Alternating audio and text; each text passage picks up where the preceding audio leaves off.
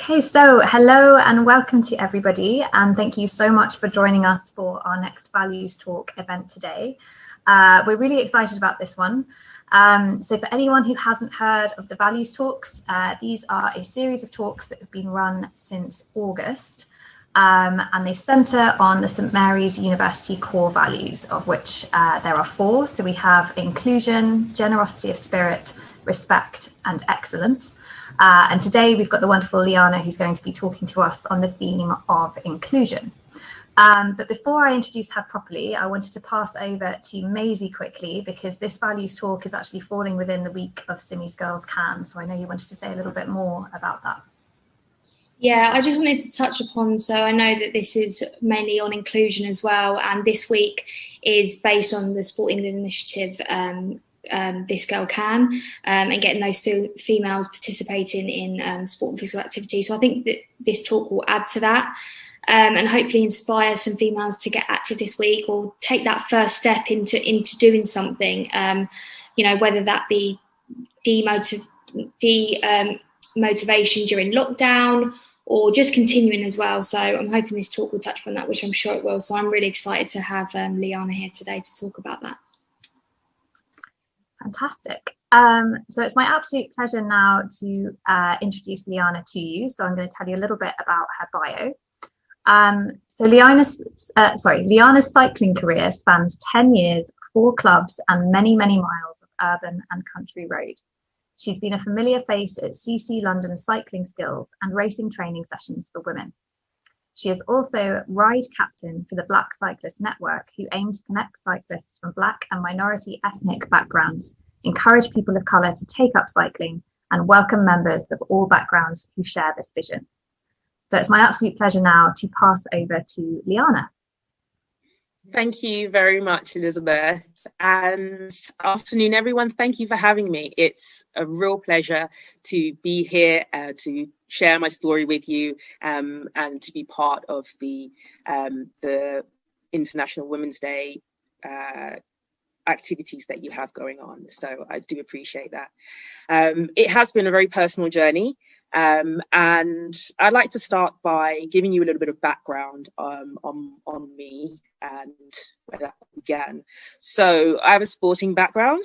I played rugby starting at university and carrying on off and on for about 10 years.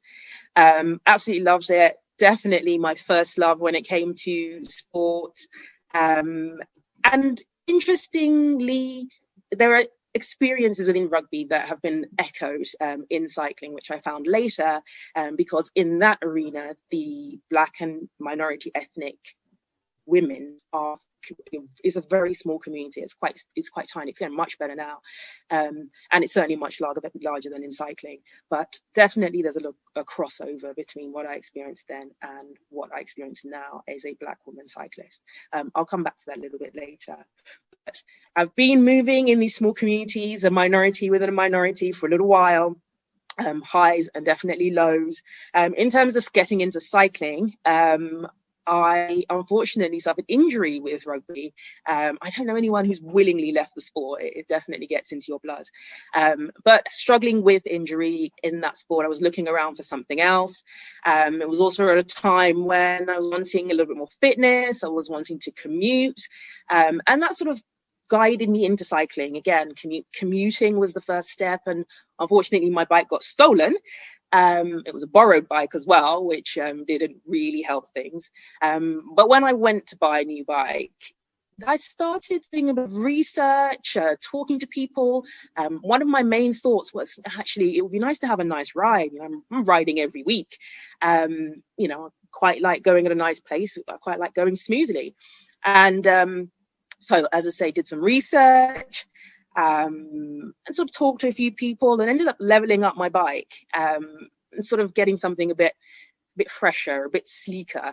And with that, I entered a new realm of different bits of cycling equipment, of clippy pedals. So, and sort of thinking to myself on from that, well, with a nice ride and this equipment, I need to probably justify the cost as well. And that's when I started looking at club riding. That's when I started looking for an organisation that I could ride with, that could take me outside of London and, you know, give me an experience other than commuting. And one side note I will say is that commuting and fitness is quite a common entry point for most women cycling, and definitely for BAME women cycling. I think that's quite easy drift into what I'm going to buy. I'm going to level up my bike and my equipment, and actually I want to get a little bit more out of it. So I Googled, an honourable tradition of finding out new things. I Googled, I looked around for clubs, and I had a bit of a leg up here, because when I moved to London, I went to uni in Edinburgh and moved down to London, I had done the same thing. I'd Googled rugby clubs. I didn't even really know where to start. And not coming from a very long sporting background, just a uni-based sporting background, that was the only way I knew to get into the sport. And similarly with cycling, not coming from a really long background, not something that had been in my family, not something that was really a tradition amongst the people that I knew. And again, this is an echo for a lot of BAME women and a lot of BAME people, but specifically women. If you're not in the tradition of a sport, you often are starting from scratch and finding out where and how to get into it. So I Googled, found a couple of clubs, went along to one, wasn't feeling the vibe so much there. I'll come back to that a little bit later. Found one that I did like, settled into cycling there. And sort of that process repeated itself over a period of years, joining different clubs and riding with them. And the big thing for me was club rides, which were social activities. You turn up, you ride, you chat, you go out to country lanes, you come back, you have a coffee, you have some cake, you go home. So that was really my entree into cycling. In terms of what that meant as a BAME woman and my experiences as a BAME woman, so the first thing I want to say is that I experienced both racism and sexism in the cycling world. I have done, I still do. And I would definitely say initially that there is a definite split in terms of the community and the industry. So let me talk about the community first. And when I say the community, I mean individuals, I mean cycling clubs, I mean individuals I meet on the road rather than the industry at large. And from my perspective, the racism I have faced has been more on an individual level. But the repeated instances of individual levels start then to become a problem at community level. So that's been the link for me. That's the sort of, okay, well, it's individuals, but the general overall feeling then starts to become a little bit uncomfortable. So let me be more specific about that. Another note I want to make is that speed rules everything within cycling. Everybody's trying to go faster, whether it's from traffic light to traffic light, in a race, or in a country lane, to feel like you're flying along. So initially, some of the comments or some of the interactions have been governed by, well, how fast can you go? What's your body shape? What's your ability? And some people's level of sociability is greater or less because they're really all about speed. They're all about training. They're all about being in the zone. And I think one of the things that makes that really pertinent in terms of racial interactions is sometimes you can second guess yourself. You sort of think, okay, well, this is not to do with race. This is to do with speed. And that is a legitimate case. That is a legitimate point. Some people are speed demons, we call them, and they're probably not going to talk to anyone and unless you are equally a speed demon or you're at a race or you know each other from races. But you second guess yourself and you start to, you sort of say, well, is that speed? Is that body shape? Does that relate to race? And you start looking at things a little bit more. You start feeling a little bit more. And some things are undeniable. And the big thing for me has microaggressions as a black person, as a woman, and this is in the form of innocent comments. Often, again, it can be very social. Certainly, club riding is very social. So if someone is saying to me, "Where are you from?" No, where are you really from? immediately you've now made a judgment about where you think I'm from. You've now, if I say to you, where am I from? I'm from West London, or I'm a Londoner because we're riding outside of London or riding in a different country. But you've then refused to accept the fact that I'm a Londoner, or I've identified as a Londoner, or I've identified as a West Londoner. You've made a judgment and you've decided that you have the right to know more about my ethnicity. And that is a racial microaggression, and it's something that happens a lot. Again, you get the accumulated experience of anger, really, and certainly discomfort that you're in an environment people are making racial judgments about you. Another example, I have a lot of hair, and I get comments on it, but again, comments that make me uncomfortable and angry. So something I hear a lot is, well, how do you cope with all that? I've had people say to me, bet all that slows you down. And that's really an objectification of part of me. All that's my hair. It's not an object. How do I cope? Well, clearly I'm coping. I bet that assumption, I bet it's all slowing you down. Well, it's clearly not. I'm there, and I'm speeding along with you. So again, people are making a judgment about me based on what they see, and what they see is part of me, part of my identity. And it's a drip that eats away at you. Another example is staring. Get a lot of staring as all the time, and I can't even emphasize this strongly enough. It's marginally less when I'm in a group. It's very common when I'm out on my own, and I know this is a shared experience as well. But training, especially if I'm training at Regent's Park or wherever else, and when I say staring, I don't just mean because we're on a bike. So can you tell when someone's staring at you when they're looking forward? Maybe not. Can you tell if someone's staring at you when they're really craning their neck round to stare at you? You definitely can. And to the extent where I've asked people, I said, how weird do I look in my cycling gear? I've come home and been like, I don't understand why it's so intense. And after running through all the whys and wherefores and the potential excuses, or reasons, it's you start to get tense, about your identity, and it's related to your identity. That it's related, certainly in my case, as to being a Black woman cyclist. So microaggressions, again, and microaggressions can sound small. It sounds like a small thing, but it's a drip away at you and your experience. In terms of the cycling industry, this slide and the images I've included here, the largest one is a picture of women from the Black Cyclist Network. We went on a ride together for the Rafa, a big cycling brand, did a 100k ride challenge. So we all went out to Mayfield. And I included a few of the logos of Women of Colour Cyclist Group, top to bottom on the slide, just to run you through. It's Aisha McGowan, who's who's one of the first African-American women cyclists. Below her, Teniel Campbell is a Black woman cyclist from Trinidad and Tobago, also professional level. And below her is Jeanne d'Arc from Rwanda, who was the first Black African woman to win a world championship. Now, the reason I'm running through these is to just really drive the point home that there are Black women cyclists out there. In the synopsis, I mentioned that RideLondon have photoshopped a Black woman into one of their event promotional posters. Aside from being totally unacceptable and outrageous, there's no need. There are Black women cyclists out there. And this is a big part of what I mean when I say the cycling industry perpetuates lack of diversity.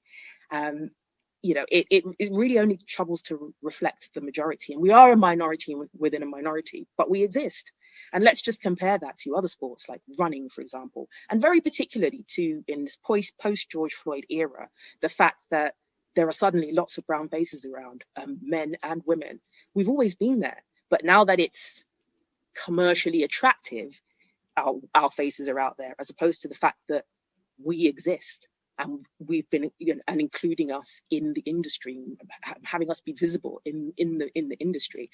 So I would say that the industry plays a big role in this. I don't see anybody that looks like me. I've never seen anybody that looks like me as a Black woman cyclist. Has it put me off? No.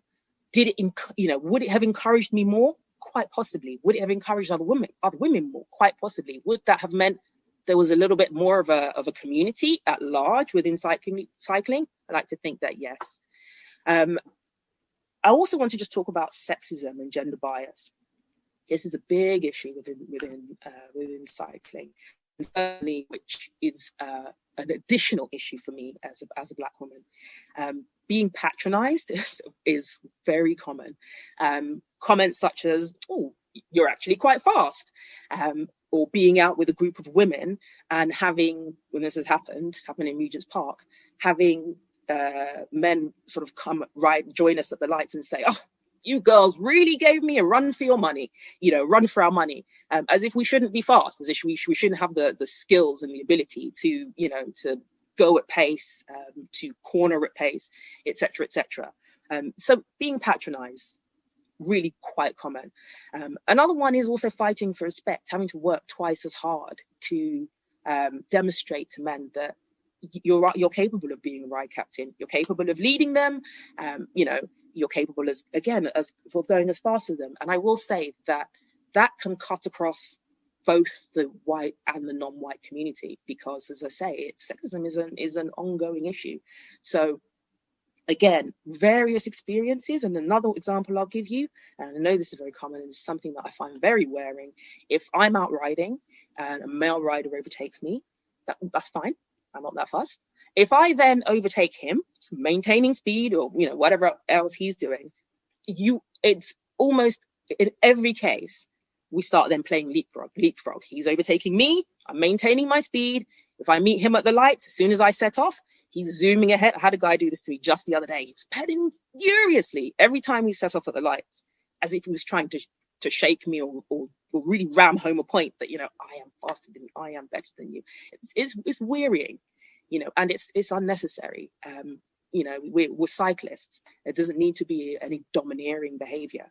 And as women together, I know that this is definitely something that we all share, but I will say that these experiences all together, they chip away, make it easy to not be committed to cycling, easy to sort of think, I don't know if it's worth the bother. It's the environment, it's not so comfortable and so welcoming that I really feel allegiance to the sport or the activity, which is a great shame. So moving on from the landscape, I found the Black Cyclist Network 2 summers ago. I was in Regent's Park. I saw a big group of Black men, and I had never seen that in my life. I've never seen so many Black cyclists in my life. I looked them up. Google again, thank you. I found out about the Black Cyclist Network, that they meet on every week, and so I turned up. Big group of mostly Black men again. But I saw some Black women, and immediately I thought, wow, okay, this is new. Sidled up to one and sort of was like, hi, and sort of what's going on, strengthening numbers. But it was a really friendly welcome. I did the ride with them. It was very flexible to switch between the groups, and the welcome post-ride was quite astonishing. Very engaging, and a real effort to engage with me as a woman, as a Black cyclist, as a Black woman cyclist, actually addressing the issue that there are very few Black women cyclists, and that the BCN supports that. I think overall, when I just, especially post-ride, when I saw all these riders, I realized that I'd not ridden, well, I remembered I'd not ridden with a Black woman ever up until that point, ever. I sort of thought, wow, that's I've been riding for a long time. Wow. And I'd cracked on. I'd gotten on with it. I've ridden with various clubs. I'd had good times. I'd had not so good times. I rode Paris to London and I had a great time. But then I turned up to BCN and I was like, wow, there's something I didn't even know I was missing here. And it was just another level of community. It was 2 levels of identity that I hadn't been able to bring into something that I loved doing. And that was being a Black person and being a woman. you know, being in the BAME community, being a woman, where it was actually addressed, where I was around people that had the shared experience of being a minority within a minority.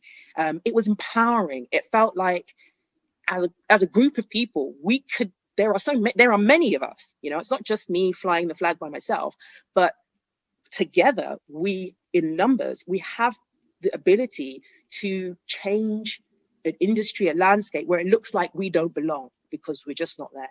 And this, you know, and I very much relate this to women in BCN as well. I think in the past 2 years, there are now about 40 of us, which is amazing.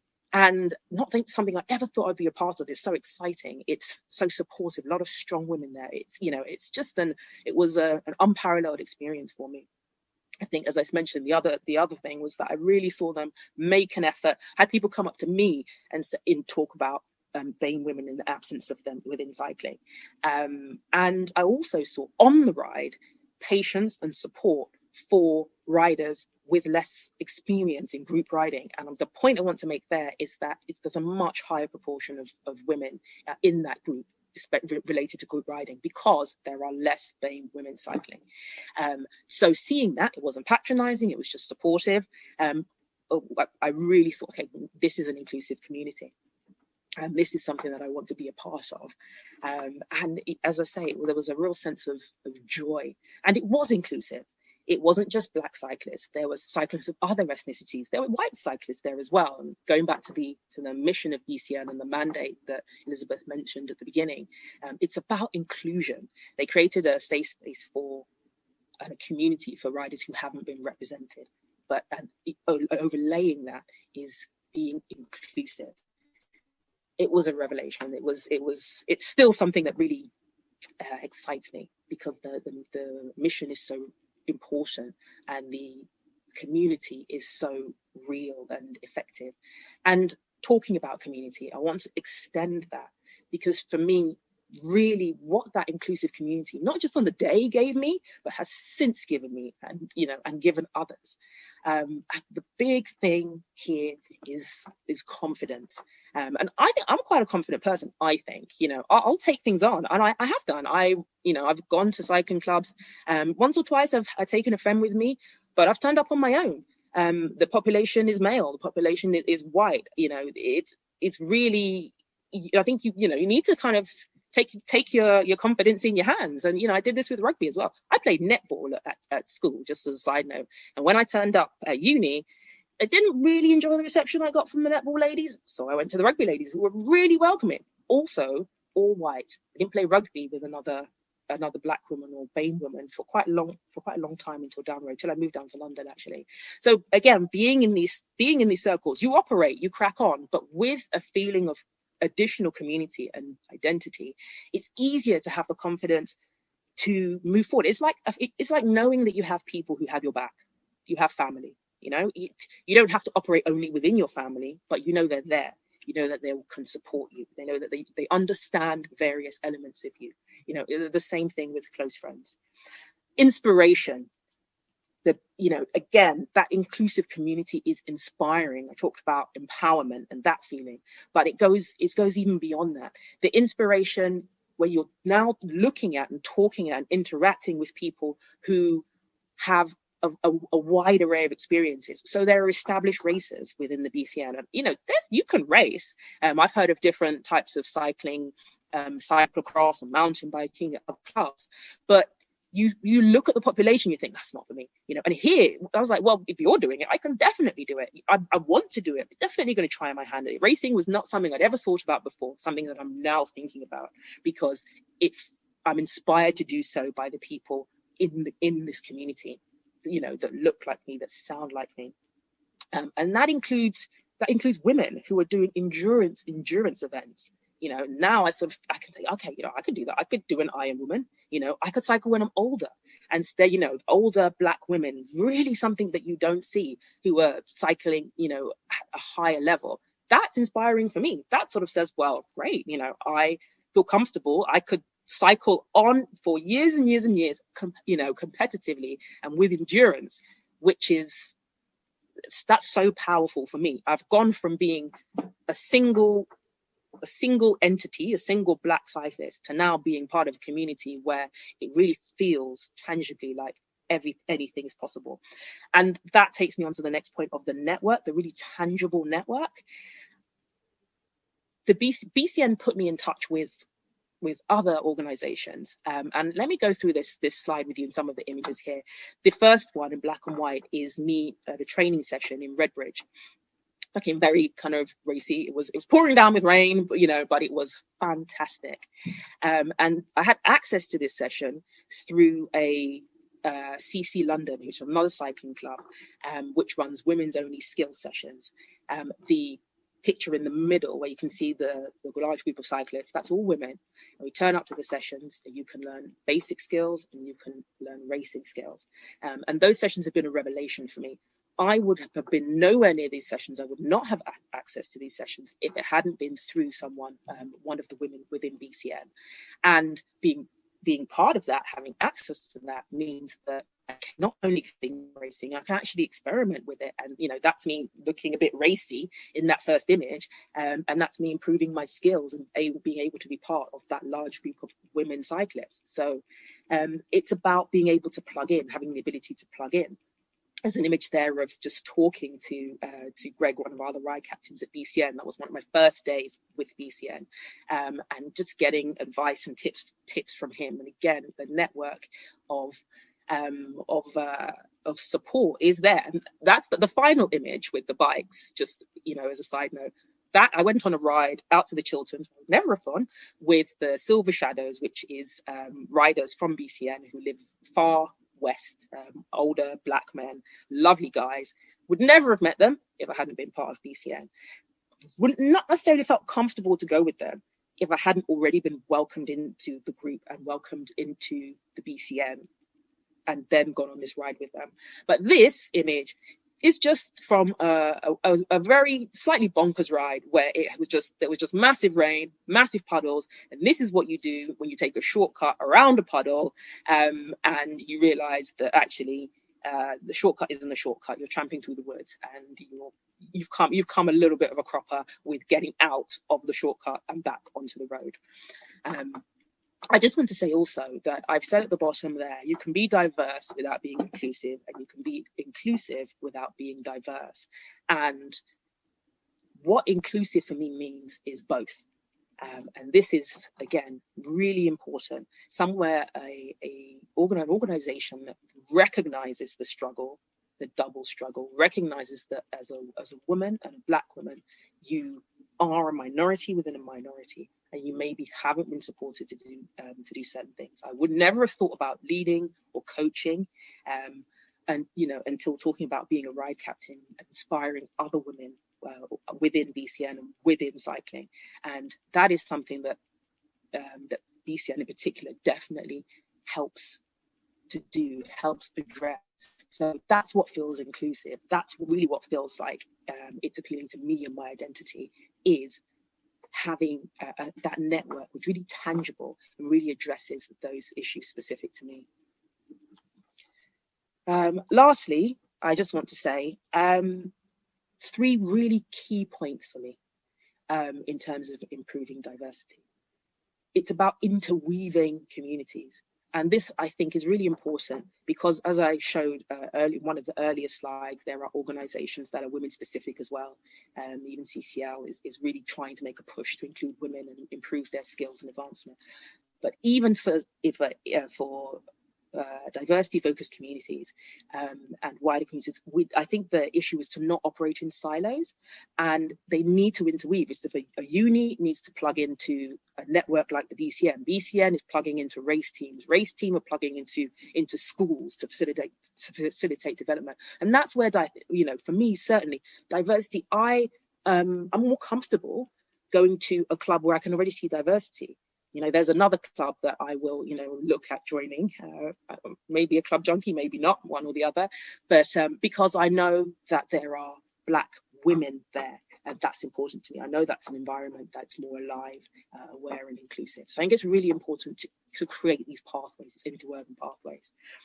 I think also for BAME women, there are obstacles, But there are cyclists, again, going back to an earlier slide. We're out there. I've been out there playing rugby. I've been out there cycling, and you know, it can be tough out there. It can be uncomfortable. But now more than ever, there are support. There are communities, and you drive inclusion by including yourself.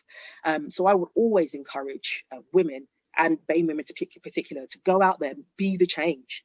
And I think related to that is be an ally, support BAME women. If you see them, encourage them in what they're doing. I know that part of your series for International Women's Day is This Girl Can. We are all women. That is also a struggle. That is also still a minority. We do need to support each other, but also men, you know that we're a minority, and you know we're a minority within a minority. So as in my experience, you know, support the BAME women out there who are trying to be the change and drive change. Thank you for listening to me.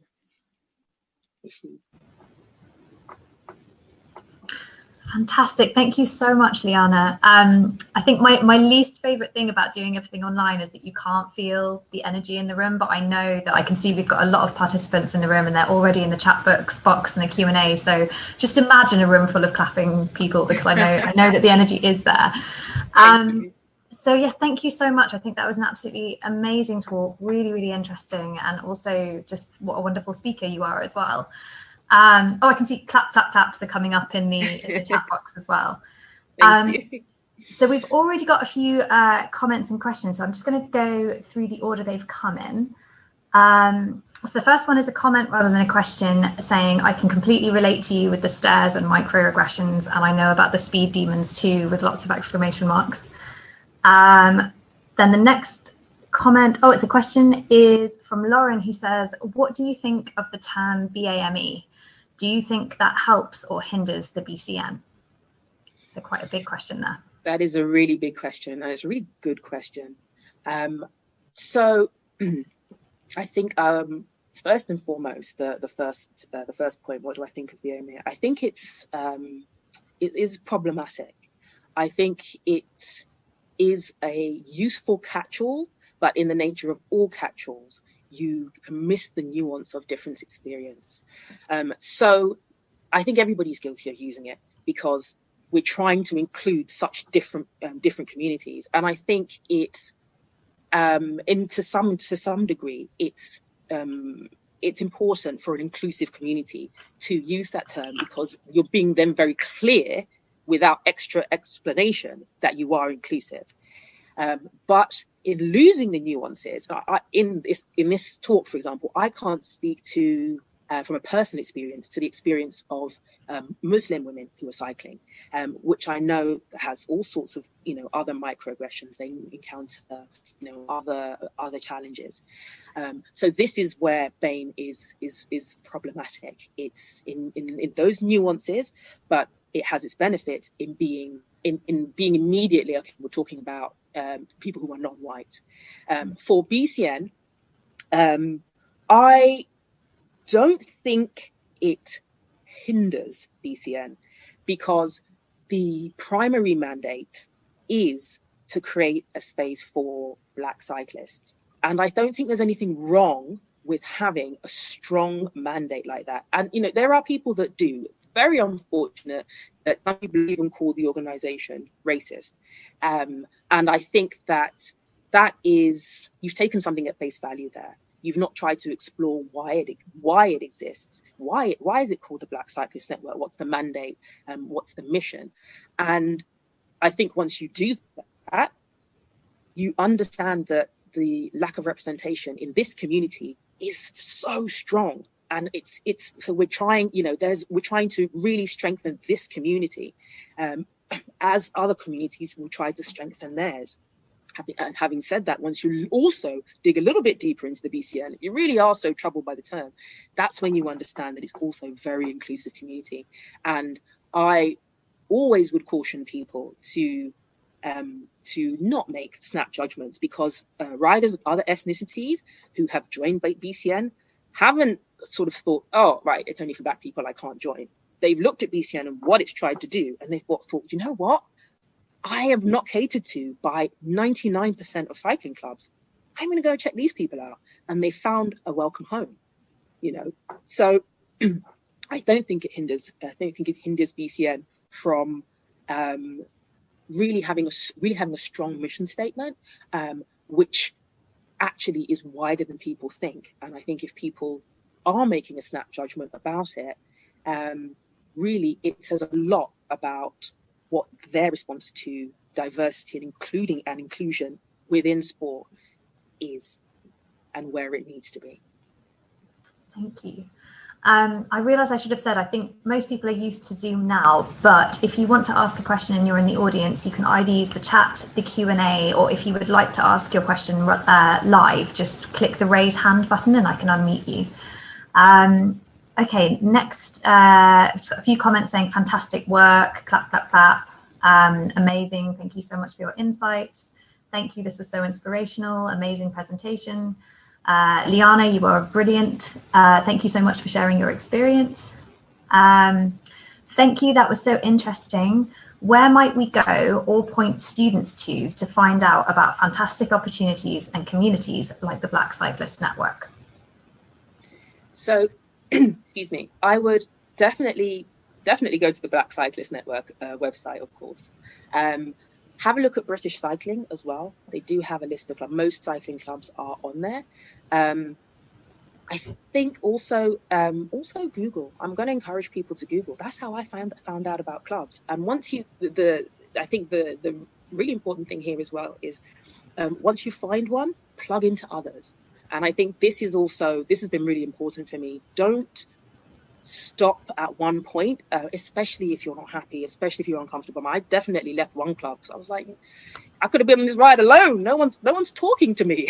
You feel excluded. You feel, ignored. That in itself is a microaggression. Don't stop. Don't be like, I'm chucking the towel in. It can feel like that, as I mentioned. You can sort of feel like, but I've been off and on. So I thought, no, I want to cycle. I want to cycle out of town and enjoy my bike, which I still haven't paid a lot of money for. So don't stop at one. Try a few different avenues. Talk to other cyclists.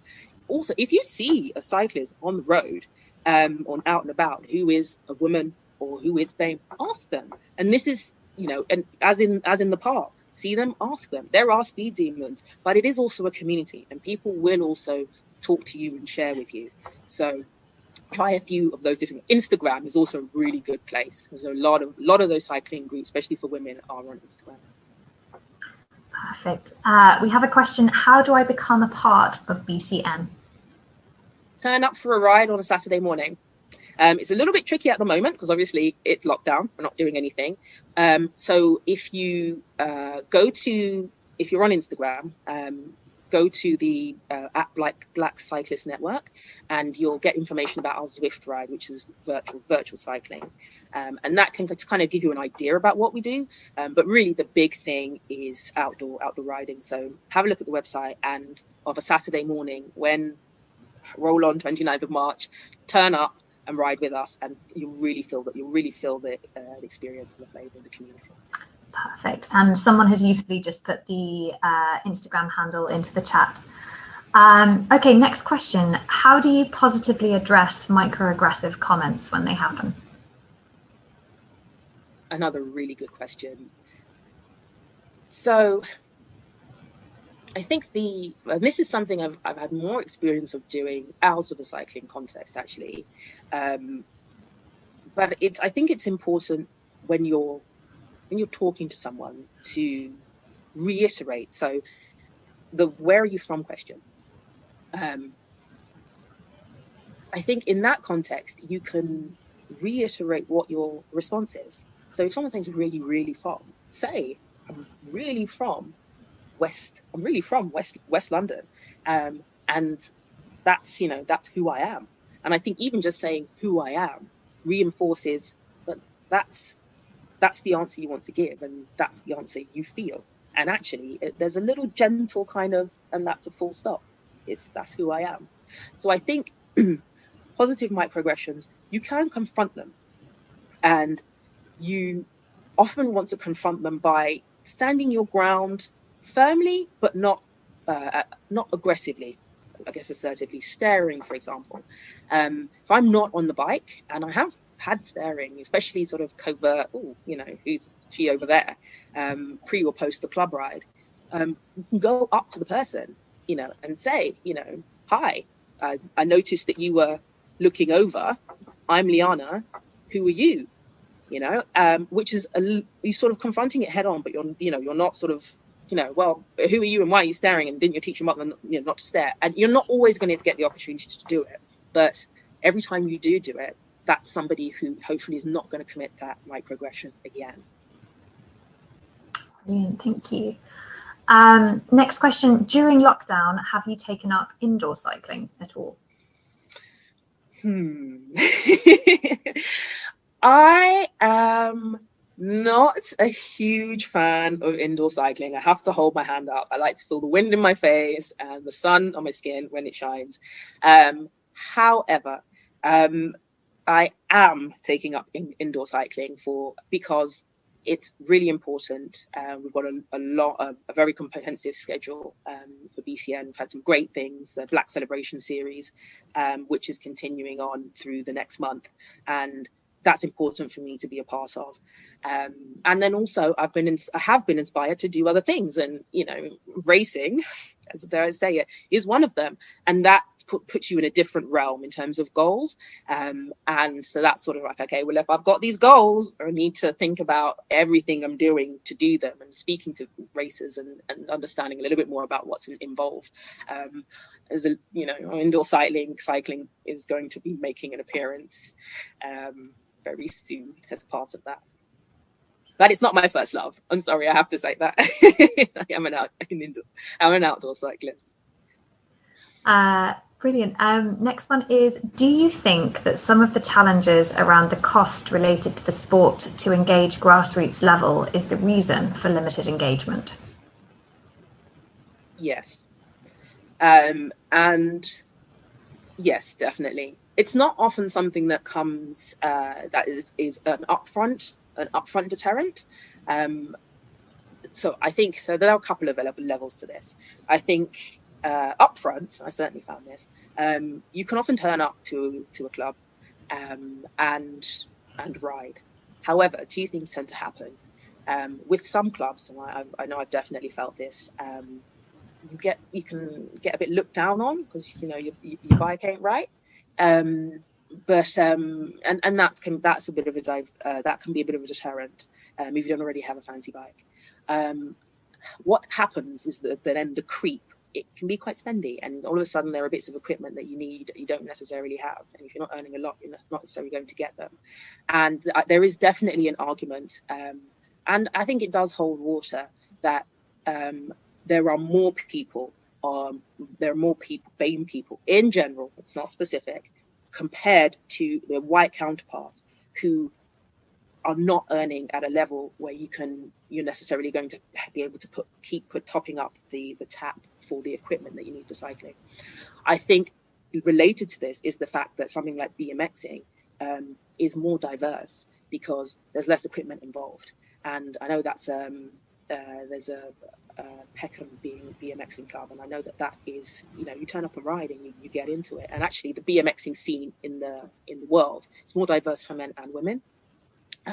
So it can be a barrier, and naturally, because there is an issue with economic disparity in the country between white and non-white populations, that's going to play a part even in cycling. And, you know, I think there is also there's also an element away from the physical aspect of it, of, well, what are your economic goals as a white person and a non-white person? And I know for me personally, and I've definitely heard this experience of other people, as a black person, you're not necessarily aspiring to have a bike. There is definitely I think definitely in the black community, definitely in my experience as well, that, well, you know, if you've got money, you don't spend it on a £3,000 bike, you get a car, you know, you get a house. You put it into a fund for your children or whatever. Those are the main status symbols. And so I think the financial cost of the bike, of cycling, as a black person, you sort of, or as an ethnic minority, sort of thinking, well, you know, I do that when I'm comfortable, when I've got all the other things. So I think there are two aspects to it, and yes, I do think that is a factor. Thank you. How can we as a university bring this idea of a different level of community to our campus?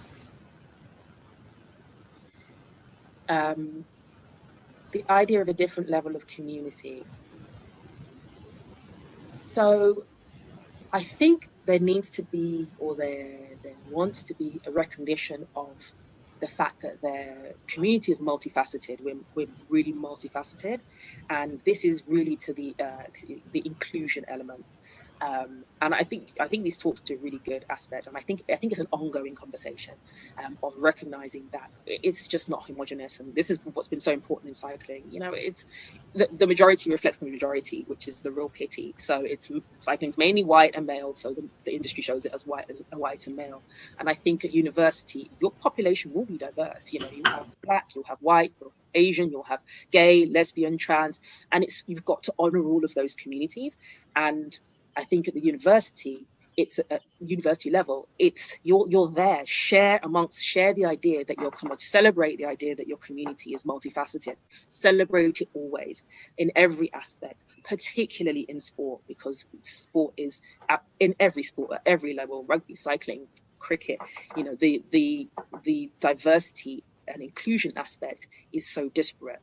So I think in your organizations, in your teams, celebrate these things through the years in different ways. I mean, you're not trying to create a stigma, you're not trying to, you know, pin a button on it all the time, but you're recognizing you're a community of different communities. And this is why also, to the point of plugging into other networks, you know, if somebody is interested in doing something, you're like, yeah, we have football here, we have women's football here, and for women's football we have all this rich array of stuff, so that if you have a black woman cyclist, you can say, you know, or a black woman footballer, you can be like, oh yeah, we play football and we play with this team and we plug into this club and we give talks at this school, you know, and that then recognizes the nuance and the layers of people's identity. So at universities and everywhere, I would say celebrate your communities. Really, really always think and emphasize that you're a community of communities. Fantastic. Donna asks, do you have any plans to race? I hope so. So depending on, this is a very new venture for me, and it takes a lot. I've leveled up in sport before. It takes a lot, but yes, I have plans to race. My aspiration is that I will race at least. I'd like to race twice this year. Once to try it, see if I like it. And I always say try everything twice, and the second time to see if I actually like it, and it wasn't just a shock. So depending on the race calendar, and I'm talking about outdoor racing, I will give Swift racing a go. So it's a slightly different category for me. But for outdoor racing, depending on, and you know, really hope obviously pandemic-wise things ease up and, you know, really ease up all the way. So then I will look to try to race later this year, and definitely be ready for next year to do it. They followed up with a message saying you can do it. Thank you. We have another comment in saying BCN Zwift ladies ride on Wednesday evenings. More info through the Zwift companion app. So I guess that's something for people to look up in their own time. Yes. Okay, another question in. From a male perspective, what can we do to counter sexism, especially in the micro sense? There are going to be many guys who may not realise that a compliment such as "you gave me a run for my money" can be viewed as sexist. I guess the point that I'm trying to make is that some people may make well-meaning comments, but how do we teach them to be more mindful, because well-meaning comments can add up and contribute to a negative experience for a female rider? Really, really good question. Really good question. I think first and foremost, and this applies to more overt sexist comments, think about whether you would say it to another guy. And I think also think about the way you're saying it. So to the example of the guys that said, oh, you really gave us a run for your money, for a run for our money even. Why would they have said that to a group of guys? So, you know, and I think this is why I say the first approach is to think about whether you're, you know, are you saying you really gave us a run for our money, considering the fact that you're girls? Think about the unspoken subtext, and it is difficult. This is, I say, there is a nuance, and it can be difficult because, you know, I know people. It's the same with race. It's like, I don't mean to offend you, but, you know, I really want to say, or it's a minefield. Maybe, you know, rather than maybe just ask, oh, you know, where, you know, what team do you guys ride with? Or, you know, you guys, you know, you look like, you know, I could mistake you for professional racers. You know, I think about what the subtext of that could be. You know, think about the unspoken word. It is a nuance, but, you know, the main thing I can counsel there is, or I advise there is, think about what might be in brackets after that. You don't have to stop giving a compliment, but you can say, that was amazing. You know, you can just be like, wow, we tried to keep up, but couldn't. You know, then it's you know, it's about you. It's not necessarily, can't be necessarily construed as a judgment, you know, or so just, it's tricky, but just, I think, like I say, think about if you've got for a girl, for women after, for a black person after it, you know, it's just running those through. It's going to take a little bit of time because, unfortunately, we live in a male-dominated society. So we are unlearning, and we're learning ways to approach things that are not gender biased. So I hope that helps a little bit. But I acknowledge, because it can be difficult, but it does need to be, you know, I acknowledge as a black person and as a woman that it can be difficult to be an ally, or to not be innocently construed as racist or sexist. But it's definitely something that needs to be addressed. And I think also ask people, you know, if you know, speak to people, you know, that you've asked the question of me as well. Speak also to the women around you, to the BAME people around you, if you can. The same attendee has followed up by saying, thank you, Liyana, for acknowledging the difficult nature of some of the discourse and the subtext of these throwaway comments. P.S. Manny. So I guess that might be someone who knows you. I have got a question in asking, can I get a copy of this webinar, please? Yes, you absolutely can. So we are recording this, and we will share the recording with all of the attendees afterwards. Maisie, I know that you had a message saying you had one or two questions that you'd like to ask. Yeah, I mean, I've got loads, but we'd be here all day. That was amazing. Thank you. I suppose just as a sport president, I cover 24 sports. And one of the main aims for me this year was inclusion. It was brought back as a lot of feedback last year when we looked at data of the types of students that enter certain sports or why they don't. So, yeah, you touched upon netball for Ute University. You didn't really feel that, I don't know, you didn't really touch upon why, but I suppose branching out, how can our clubs make that an inclusive space? I've been really keen to get feedback from like our LGBTQ plus community. Why do you not feel comfortable in certain sports? So I think just from your point of view as well, being, you know, from the BAME community and a female as well, how can our clubs make a more inclusive space for all students? Really, really good question. Excuse me. So the making an inclusive space, you're definitely doing the right thing in terms of ask for the feedback. And there are perceptions that you have to deal with because, as I say, in cycling, for example, we're not visible in the industry. So we don't think it's a thing that Black women do. But we are out there. And so I would definitely encourage you to look at what's out there. This is why interconnected pathways are really important for me. So are there organizations out there that are more diverse that you can work with? that can come in and work with teams, that can talk to your students, that can help you if the sports teams are not as diverse as you would like, but would help demonstrate that, diversity is, diversity is there. It's those people are there. Those cyclists are there. So I think working with grassroots organisations is really a good way to move forward. And sometimes that's not a dedicated diversity focused group like BCN. Sometimes that's a team or a club that's related and that's located in a more diverse part of town. And I know I'll say it head on. I have a friend, who lives excuse me, I have lots of friends actually from rugby days who live in Twickenham and Teddington. They're not the most diverse parts of town, but look around at teams that excuse me, oh my god, I've got a frog in my throat, but look around at teams that are more diverse, see if you can work with them.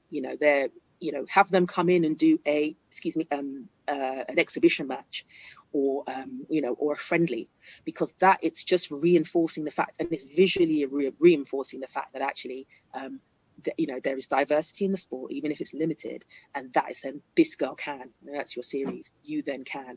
You've got a lot of sports to look after, so it's going to be incremental, in various ways. And I think sometimes it might just be having a talk like this or a speaker like this to come and sit with your students and have a really open, friendly Q&A. Let them ask the questions, let them get involved, let them come to the understanding that it's possible and it's okay and it can be comfortable. And actually, if they can start off being inclusive in their unit, in their team, in their sport, that will ripple outwards. Even if it's an inclusive mindset, that then becomes an inclusive reality. So I hope that helps, because it is a challenge across a lot of sports in particular. Thank you. We've got a comment in from an attendee saying, I think it really helps to hear more from women cyclists about their experiences, which will help to inform men cyclists. We are coming up to the end now, so we have literally just 1 or 2 minutes left. So if anyone has a burning question, now is your chance to type it to us or to raise your hand. But otherwise, I know I wanted to ask one question based on some conversations I've had with students. Which is, Liyana, you mentioned that you're quite a confident person. So you not only showed up to that first club, but when it sounds like there were a couple of stories where you didn't have great experiences, but you kept going and you went back. And I was wondering, for students who maybe feel a bit less confident and who feel sometimes like certain clubs or societies can maybe even be a bit cliquey, how would you kind of advise them to kind of get that confidence or feign that confidence to show up and take advantage of an opportunity like this? I think first and foremost, ask yourself if you really want it, if you want to do it. If you want to do it, then, and that sounds a bit flippant, but if you're not feeling confident, then it needs to be something that you're passionate about, because that's what's going to take you forward. I kept turning up because I wanted to ride, and even feeling at times less confident, because I was like, okay, I'm going into potentially another low key hostile environment, but I wanted to ride. So you might turn up and not be super chatty up front. That might come afterwards. It's okay, but turn up for you. Ask yourself what you want. Do you want to play football? Turn up. See if you can make it work. See, and not just you, see if it works. See if that's a community that you feel you can become comfortable in. You may turn up, and I want to also caveat this by saying I have had good experiences with cycling club. It hasn't been all grim. I've been in some cycling clubs where I've gone, on long rides, had great times, and then they've had these other experiences as well. So there are both, but you go back, and that's helped. When I've had good experiences, I've been like, yay, this is an amazing ride in the sunshine. We chatted, we had cake, it was awesome. So you're then getting out of it what you want. And if you get out of it what you want, even in 5 minutes of that session or 10 minutes of that session, actually there's something in there that you can get out of it. Give it another go.